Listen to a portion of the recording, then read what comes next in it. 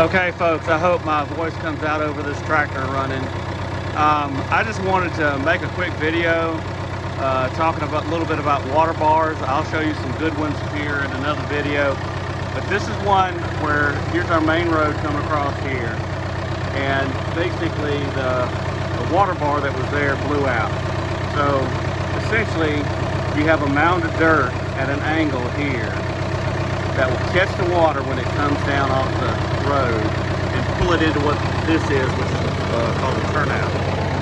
So I'm basically getting the dirt out of this turnout, pulling it up there to that pile, and then I'm going to bring the box blade and push it into another water bar, make another water bar.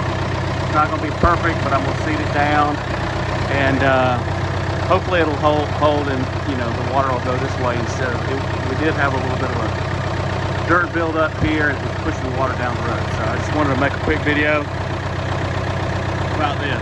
So stay tuned for more management videos.